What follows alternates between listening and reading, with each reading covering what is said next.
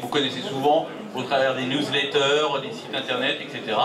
Donc c'est un peu mieux le connaître sur sa vie. Alors, première question, Jérôme. On aime bien un peu te connaître un peu plus. Il faut que tu te découvres un petit peu. Alors, ton âge, je vais pas demander je vais pas demander ton code de carte bleue, non. Alors, ton âge, est-ce que tu es marié, où vis-tu? Donc ça c'est principalement ta vie personnelle. Et puis, deuxième question subsidiaire, c'est qu'est-ce qui t'a donné envie de t'intéresser à la bourse? Comment tu t'es intéressé à la bourse au début? Est-ce que tu as un diplôme spécifique à ça? Ou un jour tu es tombé dedans et tu as été intéressé? Donc d'abord, et puis après on verra anecdotes, performances, etc.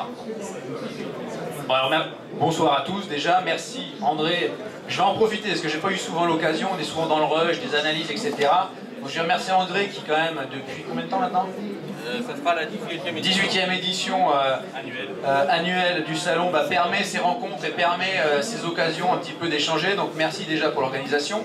Alors moi en ce qui me concerne, bon, on va pas, vous allez être déçus malheureusement. J'ai 37 ans. J'habite dans le sud-ouest, à Toulouse. Je navigue surtout entre Toulouse et Genève, puisque j'ai une société de gestion également à Genève. Je suis papa de 2 petites filles charmantes et bien marié pour l'instant. Tout se passe bien. Voilà. Donc pour le moment, voilà la situation personnelle. Concernant les diplômes, vous allez être très déçus aussi. Je suis un autodidacte complet. Puisqu'avant de faire du trading, moi j'avais la tête dans les étoiles, puisque je travaillais pour la filière spatiale de ADS. Donc je travaillais sur tout ce qui est mécanique spatiale et je faisais des lancements, je préparais les satellites pour les lancements, donc au sein d'Ariane 5, Baïkonour chez Proton, etc. Donc, dans le domaine spatial, donc voilà, pour un petit peu l'environnement, plutôt technique, plutôt mathématique, et voilà. Alors, comment es-tu tombé dans la bourse? Qu'est-ce qui t'a amené à ça? Et comment ça s'appelle, une hypothèse familiale, un père qui faisait déjà de la bourse, qui était un trader acharné? Alors c'est un petit peu juste l'inverse justement, c'est que quand j'ai émis l'idée de peut-être faire de la finance, on m'a gentiment expliqué que c'était pas une bonne idée. Donc je suis parti sur d'autres voies, j'étais très docile à l'époque, mais j'ai toujours voulu faire de la bourse. Depuis j'ai ouvert mon premier compte à 18 ans, premières actions, etc.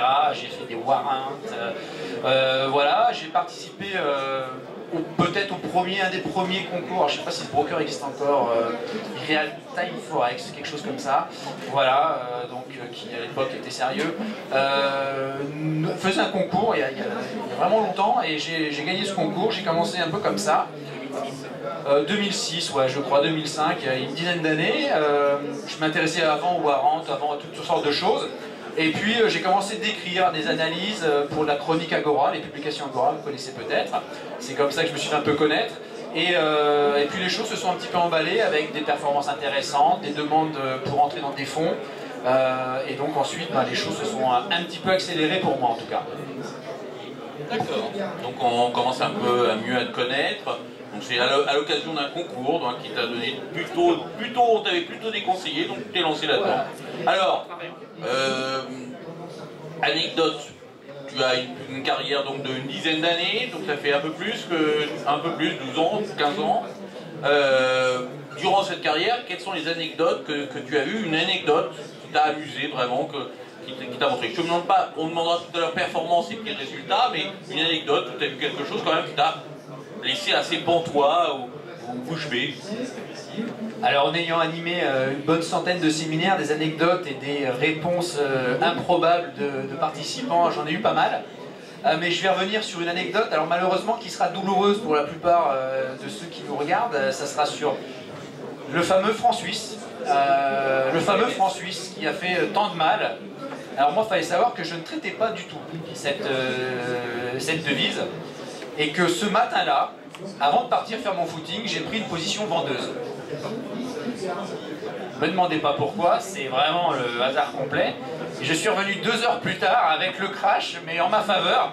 Et donc je ne le dis pas, je ne le dis quasiment jamais, tellement le traumatisme est puissant. Mais ce jour-là, j'ai fait une quinzaine de % sur le compte, grâce à Monsieur Jordan, le gouverneur de la Banque centrale suisse. Et je n'ai aucun mérite, c'est ça que je tiens à dire, je n'en parle pas parce que c'est pas le fruit d'une intuition incroyable ou le fruit d'un travail où j'avais tout seul raison. J'aurais pu m'en servir en disant j'étais le seul à avoir raison, mais pas là. Là c'est vraiment une position que j'ai prise sur un signal qui devait faire 15 ou 20 points, c'était ça l'idée, hein. Et je suis revenu avec, je sais pas, un truc comme 300 ou 400 points 2 heures plus tard. Donc voilà, l'anecdote la plus intéressante, en tout cas, après des anecdotes dans les séminaires, j'en ai de trop nombreuses, hein, de celui qui me demande ce que c'est qu'un stop loss et qui m'explique qu'il n'en met jamais, qui m'explique qu'il en met un mais qu'à chaque fois qu'on l'approche, il descend. Voilà, il y en a un paquet. Dans mes séminaires, j'ai aussi un exercice de mathématiques de probabilité que je fais tout le temps. Et c'est à Lyon où il y en a un à qui j'ai pas pu faire comprendre la solution. Et il n'a pas voulu admettre que la solution que je lui donnais était la bonne. Et je crois qu'il croit toujours que je me suis trompé sur mon exercice de probabilité. Voilà, mais c'est ce genre de petite anecdote. Il n'y en a pas une plus marquante que l'autre, si ce n'est celle du franc suisse qui est assez drôle, dont je ne parle jamais de peur de réveiller des souvenirs douloureux chez certains. C'est pas très grave, de toute façon, s'il n'a pas compris, peut-être que ça l'amènera à réfléchir. Il va comprendre de toute façon, et puis ça va l'amener à réfléchir. Mais c'est des classiques que tu expliques effectivement et qu'on connaît tous et qu'on rappelle. Alors, là on a vu un petit peu, alors l'anecdote qui a cité un peu une performance, mais est-ce qu'il y avait une performance réfléchie, donc je dirais, parce que ça c'est pas une performance réfléchie à coup de chance, ça aurait pu se passer dans le mauvais sens, tout à fait, donc ça aurait pu, mais alors performance favorable, où tu dis là j'avais bien réfléchi et ça a été vraiment assez spectaculaire, en pourcentage, quelle était-elle et combien tu as fait? Alors c'est la performance peut-être qui a permis que je rentre dans le milieu professionnel, que je passe ce cap en fait de amateur éclairé dirons-nous à professionnel où j'ai pris des propositions. C'est en 2008 sur le yen tout simplement. J'avais travaillé cette paire que tout le monde travaille, le GBP yen, une paire de devises très volatile. Et donc j'étais à la vente hein, pour travailler un petit peu le retour de l'aversion au risque. Mais j'imaginais pas que la version au risque en 2008 prendrait cette ampleur. Et donc là, j'ai fait un très très beau trade de plus de 1200 points qui a permis, alors je ne sais plus exactement le résultat en pourcentage puisque j'avais plusieurs comptes gérés là-dessus, mais on a fait plus d'1 millier de points en quelques jours pendant les vacances. En plus, c'est toujours agréable. C'était au mois d'août. Et au bord de la piscine, voir la descente comme ça, ces grandes bougies rouges qui vous amènent les plus-values que vous attendez depuis plusieurs mois, où tout le monde vous explique que c'est pas possible. Ben, ça fait toujours plaisir. Voilà. Donc ça c'est un très très bon souvenir parce que c'est surtout là-dessus où j'étais repéré et où on m'a demandé d'écrire un peu plus d'analyse, de faire partie des fonds et où les choses se sont accélérées. Il fallait un petit déclic, le yen a été mon coup de pouce. Alors, pire résultat. Alors le pire résultat... Pourquoi? Ouais, le pire résultat et pourquoi? Alors c'est pas un résultat, c'est une séquence. J'ai la chance d'avoir un peu de money management, mais... Ben, comme souvent, et on en reparlera peut-être après, mais la psychologie m'a abandonné hein, pendant quelques semaines, quelques trades, et là tout s'est enchaîné. C'était à la baisse de la volatilité sur l'euro-dollar, vraiment, où les algos ont commencé un petit peu, mes algorithmes, à l'époque je travaillais beaucoup avec des algorithmes, ont commencé de vraiment peiner, je tradais de la volatilité, et la volatilité de l'euro-dollar a vraiment chuté. Et là, on a entraîné vraiment des séquences moins 10, moins 12% sur quelques mois. Et j'en ai parlé, j'en reparle encore, parce que si vous ne parlez pas de vos pertes, c'est un truc qui vous perdra. Donc il faut assumer d'en avoir, vous en avez toujours. Et là, vraiment, psychologiquement, j'ai lâché l'affaire. Et je me suis un petit peu enfoncé dans quelque chose en me disant ça va s'arranger, ça va s'arranger. Et à un moment donné, il faut regarder les choses en face, ça ne s'est pas arrangé. D'ailleurs, la volatilité en ce moment nous confirme qu'elle n'est pas de retour. Donc voilà, le pire résultat, ce serait ce moment où la volatilité baisse sur l'euro-dollar et les algorithmes déconnectent. Comme quoi, souvent, les algorithmes, il faut quand même les réévaluer dans les conditions de marché que l'on rencontre. D'accord. Donc là, on a un petit peu, on te connaît mieux, personnellement, on voit un peu tes résultats, tes performances. Alors ici, tu sais, on aime bien un peu les recettes, les méthodes, les gens viennent pour apprendre. Donc, tu as en face de toi quelqu'un qui débute la bourse, qui n'en a quasiment pas fait. Quel est le conseil que tu devrais lui dire pour un débutant? Premier conseil. Ensuite, il y aura un conseil pour s'améliorer. D'abord, pour un débutant. Alors, pour un débutant pur, le conseil, c'est d'enlever les étoiles dans les yeux. Hein, que certains peuvent vous mettre parfois. Parce que malheureusement, le trading, c'est difficile. C'est pas forcément marrant. Vous enlevez cette image du trader avec cet écran devant lui, qui est toujours à fond, machin. C'est pas ça le trading. Le trading, c'est beaucoup de préparation, beaucoup de travail. Et donc, pour le débutant, je dirais, c'est le conseil que je donne dans la formation, d'ailleurs, de l'académie, c'est de préparer son business plan. Voilà, ce serait vraiment le conseil que je donnerais.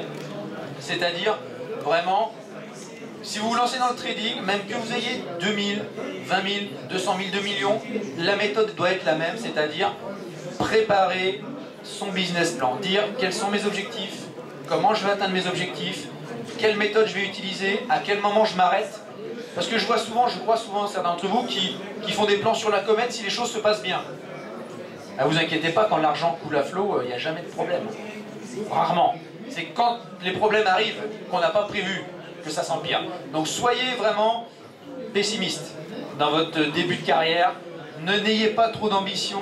Et votre principale ambition, c'est un petit peu comme les sportifs de haut niveau, c'est-à-dire que ce n'est pas forcément le résultat, c'est la méthode. C'est-à-dire, ayez des routines, appliquez les choses, ça ne paiera peut-être pas forcément, pas à hauteur que vous pensez, mais préparez le chemin, tracez vos objectifs et vraiment tracez votre business plan. Prenez ça comme un vrai business. Trop de débutants prennent ça un peu à la légère, pensent que ça va tomber comme ça, et ça tombe jamais comme ça. C'est pas vrai.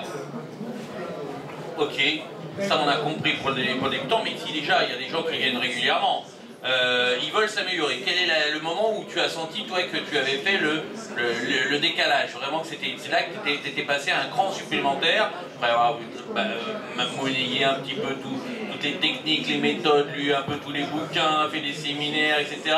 Et puis, bon, psychologiquement, j'ai compris, on dira faire attention, tu as raison. Et à un moment donné, tu dis, bon, bah là, je vivote. Je vivote, ça ne marche pas. Et à un moment donné, tu es passé à un cap supplémentaire. Qu'est-ce que c'était? Qu'est-ce qui t'a amené à faire ça? Et quel est ce conseil que tu peux donner aux gens pour s'améliorer? Alors, je m'inspire souvent d'un livre très connu qui s'appelle Trader, entrer dans la zone. C'est exactement ça, ce passage au moment où vous vivotez. Vous sentez que c'est possible. Vous sentez que vous n'êtes pas mauvais. Mais ça ne veut pas. C'est vraiment, encore une fois, je vais revenir dessus, mais c'est la psychologie qui fait la différence, c'est-à-dire apprendre à gérer de l'argent avec du money management, apprendre une méthode, etc. C'est pas le plus difficile. Le plus difficile, ça va vraiment être d'arriver à être régulier, de l'appliquer dans les moments les plus difficiles. Et je dirais, voilà, le principal axe de progression, c'est la psychologie. C'est-à-dire c'est votre moyen de ne plus avoir peur de perdre. C'est-à-dire qu'il faut assumer le risque. Et je crois que c'est ce jour où vous assumez le risque que vous prenez sur vos trades que vous allez vraiment progresser. Vraiment, arriver à rentrer dans cette zone, la différence elle est simple, c'est quand tout vous semble facile. D'accord? C'est-à-dire qu'il y a des jours où vous allez prendre des positions, ça vous est sans doute déjà arrivé, et puis ça vous semble facile et ça fonctionne, parce que vous êtes régulier, parce que vous êtes dans la zone. Alors, l'inconvénient du trading, c'est que cette zone, elle n'est pas gagnée. C'est-à-dire que c'est pas parce que vous y êtes une fois que vous allez y rester. Et ça, c'est le plus dur, parce que la rechute, elle est aussi très facile en trading. Donc pour moi, si on doit se résumer sur la question, comment progresser, c'est vraiment l'aspect psychologique, la rigueur, la méthode à travailler, pour un jour passer ce cap et sentir que le travail, enfin, qui a été fait pendant plusieurs années, paye, et vous permet d'entrer dans cette zone de confort. Et après, le plus dur, ce sera d'y rester. Alors, donc on connaît un petit peu, on connaît mieux, on connaît tes performances, tes petits résultats, tes conseils un petit peu, ta méthodologie. Alors, rappelle-nous un petit peu maintenant ce que tu proposes. Alors là, on a EOL Trading sur le site, tout le monde peut y aller. Qu'est-ce qu'il y a de gratuit, qu'est-ce qu'il y a de payant, quelles sont les propositions que tu fais, auxquelles les gens peuvent souscrire. Donc c'est la partie un peu pub, mais en même temps, c'est un peu aussi, si les gens veulent te suivre, ce qu'il faut faire. Qu'est-ce qui est gratuit, donc ils peuvent faire facilement. Qu'est-ce qui est payant et qu'est-ce que ça donne. Et puis, est-ce que tu as des projets particuliers que tu veux développer prochainement? Alors, on va commencer par ce qui est gratuit, et je remercie encore ActiveTrades qui est mon parrain un petit peu sur ce salon. Donc ce qui est gratuit, il y a beaucoup de choses qui sont gratuites, c'est tous les briefings, tous les matins, 8h45, donc sur le site d'ActiveTrades vous avez les infos, sur EOL Trading aussi, c'est un lien direct, vous n'avez pas besoin de vous inscrire. 8h45, 9h15, tous les matins je prépare la séance avec vous, d'accord? Pendant une vingtaine de minutes, une demi-heure, on est en live. Ensuite, tous les mardis et les jeudis matins, donc de 8h45 à midi, je suis en live également. Alors ça c'est l'académie que tu es en train de montrer à l'écran, mais on va y revenir. Donc ça c'est vraiment accessible gratuitement, vous venez, il y a un chat, on discute, vous me voyez chez moi en train de trader sur ma station. Le but c'est pas de faire du trading à tout prix, le but c'est d'avoir des échanges. Un petit peu comme l'idée des clubs que l'on est en train de monter dans les régions, de pouvoir parler, parce que souvent l'isolement du trader est un facteur aggravant. Donc là, tous les matins, je prépare la séance avec vous. Mardi et jeudi, on est ensemble en live toute la matinée. Ensuite, sur l'académie, alors ce qui est gratuit, c'est le blog. Vous avez tous mes articles que vous retrouvez. Ensuite, vous pouvez tout simplement vous abonner à l'académie. Là, vous avez accès à la formation en vidéo de toutes mes stratégies. Donc il y a 3 méthodes principales.